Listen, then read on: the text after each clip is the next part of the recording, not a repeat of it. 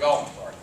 Now the challenge is that I need to give that plan within the next 60 days to the Urban Redevelopment Authority.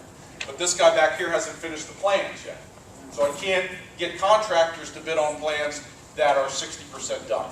So this is what we do. We set goals. All right? And the first thing we do is we get the plans done, and about 80 to 90%, we will put them out for bid. Okay? And we will get bids from subcontractors. The subcontractors on this development will do about 95 to 97% of the work. Okay, so there will be many different subcontractors working on this. Painters, drywallers, masons, the electricians, plumbers, okay, cleaners, drapery people, all kinds of different employment opportunities. So when those plans are ready to bid, and let me tell you about contractors. They don't like plans that are not completed. And we as a general contractor don't like plans that are not complete because you don't get the right price. So we have this kind of problem here. We need to come up with an MBE, WB plan, but I don't know who my contractors are because the plans aren't ready yet. So we set a goal, okay? Our goal in this project is 30 to 40% WB, MBE participation. What is that? MBE, WB? Okay, hold on. It's an $8 million project. Okay, so what we're hoping is that 30 to 40% of the subcontractors will be WBE or MBE certified businesses. Contractors, suppliers. So the amount. No, the acronym. WBE. Oh, I'm You're asking sorry. about the acronym. Sorry, I'm sorry. I do this all the time, so I'm used to my little acronym. Yes. Minority business enterprises and women's business enterprises. Women's business. Okay. Minorities may also be African Americans, they can be Asians, they can be Hispanics, it can be any minority that's classified by the federal government. In this Okay, neighborhood. so In our neighborhood. let me finish. So that's our first part of it. The second part, let me finish and we'll open up for questions, please. So then it's the Section 3 hiring. Okay, the Section 3 hiring, there is no percentage established by the URA. It's a goal that we establish at the beginning of the development with participation from the community. Now, how do we achieve this goal? Well, what we did in Garfield was we worked with a local workforce organization like Garfield Jubilee. They helped us in reaching out to all the subcontractors in the neighborhood, having community meetings, letting them know that the development is open and ready for bidding. Okay, we have meetings in the evening when it's convenient for them to come in, meet the project manager, the superintendent, come in and get to see the development. They also, in some situations, can help the contractor prepare their bid and to prepare the documentation for that bid. So in this case, we are talking to a couple groups. We haven't finalized anything yet, and they will be helping us in that process. The other part they will also help us in is the Section 3 hiring. One of the challenges, a lot of the subcontractors we use, whether they're women's business enterprise, minority business enterprise, or any other subcontractor, they don't want to go through the Section 3 process. They don't want to screen people for employment. They don't have the time. They're a small business.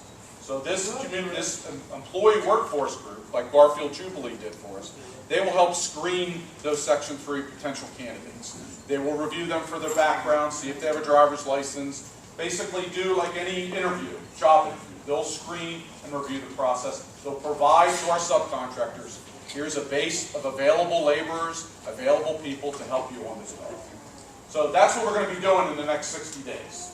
We're going to work with a local community group to help us establish those WB and MBE targets and also the Section 3 hiring. Now, at the last meeting, Mr. Gainey and Mr. Birdsong, who I believe are both here, have offered their help as part of that group to help come up with those figures. So first of all, if you have somebody in construction, a friend, a family member who may be interested in working on a development, my business card is up here. Please take it. We'll make sure they get on the bidders list. They get the opportunity. Also, keep in mind, once we start construction, we haven't signed every contract in the development. A lot of times what happens is we start construction and somebody goes, well, they already got all the contractors, I'm not going to bid. Well, that's not the case. We don't hire the painter when we're digging in the ground. We wait till about 2 months before we're ready for completion. We don't hire the drywall. We don't do a lot of the finished stuff. So there's always opportunities for people to get a bid, an opportunity to bid and work on the development. So don't, just because we start construction, like Ken said in one of the slides, we'll be out next week or within the next 2 weeks doing some testing. That doesn't mean we've started construction, that doesn't mean we've stopped the process in contractors. So that is the kind of the lowdown on the construction. I know that's always a topic people want to hear about. So there were some questions from the last meeting, I believe, on construction. Or did I answer all? Project labor agreement, You got some stuff that we could put that in Okay. place. answer.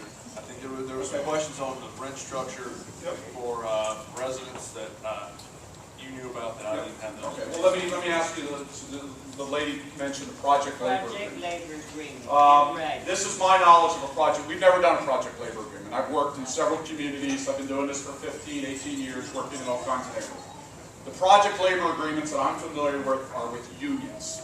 Okay, that a union is required to have so much work on a development. It's usually for projects over $25 million. President Obama in 2009 signed an executive order requiring project labor agreements on projects over $25 million. Like I said, this is an $8 million development. Okay? The first one, right? Aren't you about to have more? But this is that project. We're not funded on the other one. So a labor agreement to us is not an option. Okay? We have the MBE, WB requirements. We have the Section 3 requirements. We will do our best to fulfill those goals and achieve those goals. So, Mr. Kurtzon? Sure. Yeah, I think the question that came up at the last meeting was to try to establish some type of surety that we will make sure that folks from our community is working on the job. I know you said that minorities could be Asians, Mexicans, Arabs, or a bunch of other people. But we're looking at the percentage of the population in this community which happen to be black. So we want to make sure that there's some surety when we sit down at the table with the developers to talk about during the signage of the contract, that there's some guarantee that we're going to draw a workforce from this community. So when we talk about project labor agreement, we're really talking about a community-driven labor agreement where when you go on that job, you actually see black faces on the job. So in order to have black faces on the job, that means if we hit the 30% of minority contractors, then they will hire from the community through the screening of Section 3s and those type of things. So that's kind of what came out at the last meeting. We're more than willing to do that. We're more willing to have an engaging process, and you've offered your help, and any other people with construction knowledge. We'd love to have that process. But I think we do that. But I think we do that in a meeting where we have people who have construction expertise, who know the community. So if anybody in this room, before you leave, wants to help with that, so gentlemen with the nice T-shirt there. Thanks. I don't mean to jump on my man, but you said you have a 60-day window before you can start hiring people, and because you have a 60-day window, you said because that man behind you is not prepared. I was joking. Oh, okay. But I'm curious, how much is this project going to cost? How much is this whole project going to It's cost? the construction budget's about $8 million. You have an $8 million project. I don't know anything about construction, but I'm confused. You have an $8 million project, but you only have 60 days to determine who's going to work on that? It happens all the time in our field. I mean, again, what I said earlier. That seems strange to me. No. I mean, you have the plan. The plans will be done ready for bid. We usually have a couple-week window where we're looking for bids and proposals from subcontractors. But you only have 60 days to do this? So yeah, we do 60, 90 days. You took Remember, 60 days to get finished. remember what I said earlier. We don't sign all the contracts. Okay, we focus on what the costs are to get that thing started. So say you have to do that in 60 days. Within 60 days, we need to have a WB-MB plan to submit to the city so we can get started. Excuse me, you mentioned that you need review. Sorry? Calvin Clinton, I'm president of the African American Workers Union. The Reverend Burgess, and he knows that's a fact. We have a database of a number of African Americans and others that are coming from these communities that they're working in construction. Now, Section 3 is the bare minimum on labor. It's not the maximum, you know. We're talking about a prevailing wage project. You pay So Davis Bacon prevailing, residential. prevailing wage, residential strike.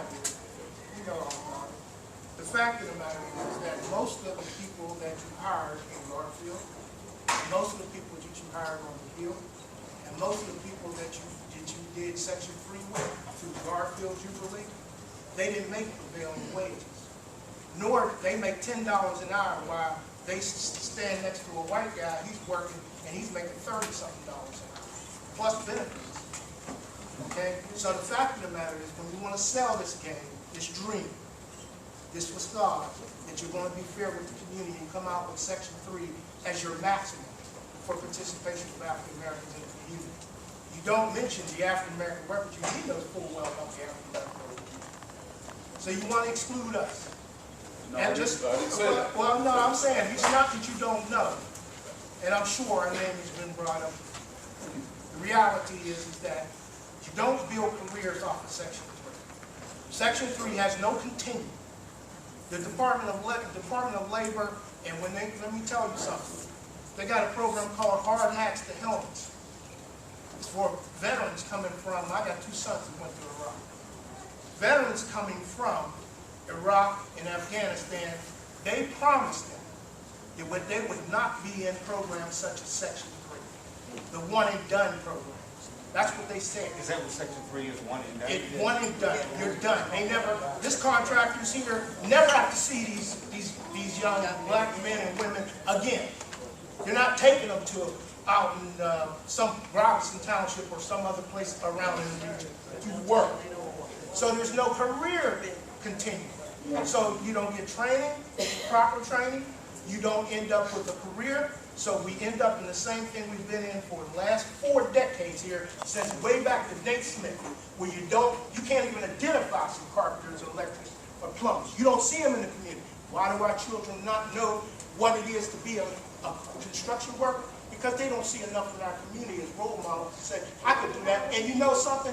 On prevailing wage, they can do everything that they wanted to do, that they see some of these people that get illicit money and do, without looking over the shoulder. So I'm going to let you know. You haven't asked for my card, but I'm going to give it to you. First of all,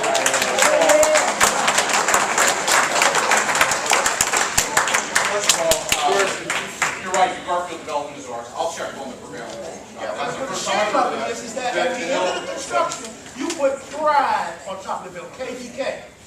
Okay, well, Put that's not pride my on it. development. That's not my development. No, but I'm saying, when you build those houses up there, and you're developers like yourself, you put pride up there. Pride comes from doing something yourself, Okay, I think not you're somebody mistaken. else. I'm not, ABK Enterprises is the Well, developing I'm saying Garfield it's the Heights. same thing. Okay, They hear I'm the this, one same down, we're doing the stuff right now on Dearborn and in the Long Ten Avenue. I So- expect so- we're going to be hearing. And we're not the Hill District, but this is an open shop. We would love your help. We would love to get people in there who can eventually join the union and develop the skills. Look, I don't set the programs, okay? I'm not on the federal level. I'm a developer that's developing in neighborhoods. I follow the rules that I've been given, okay? This country has a lot of problems with getting anybody some good work opportunities. So I don't disagree with anything you've said. And let me make a clarification on the 2009 project labor agreement, that process that President Obama went through. He said, yes, the threshold is 25 million, but he encouraged it on every federal project that is involved with federal money, so that he could see, so they could see that the community did benefit from the construction and using our federal tax dollars, our money. Our money. I'm gonna go. Okay? What's ironic about that, there's some viewpoints that labor agreements do not promote the hiring of minority businesses. The Black Chamber of Commerce came out against it. So I'm not professing either way. I don't know enough about it, like I said earlier. But we're willing to reach out and communicate and work with some of the people who've offered, and you've offered your help. Let's do it, okay? But a labor agreement, putting something in writing, isn't always the solution. It's a solution in the black community, because most of the time, when y'all play these games, you're building and everything else, spend all these millions of dollars of our tax dollars, and at the end of the day, there's still the same poverty tracks that run through our community. Who do you think is going to buy from those businesses? You're talking about you want to have a working class, mixed income. You're talking about you want to have a neighborhood that's sustainable. Well, the reality is, unless you have a working class, and it starts with when you start building in the community. That's when you start building up your working class as well. And you don't even mention the fact that you're looking at a situation where you're developing, but you're developing around the highest unemployment rates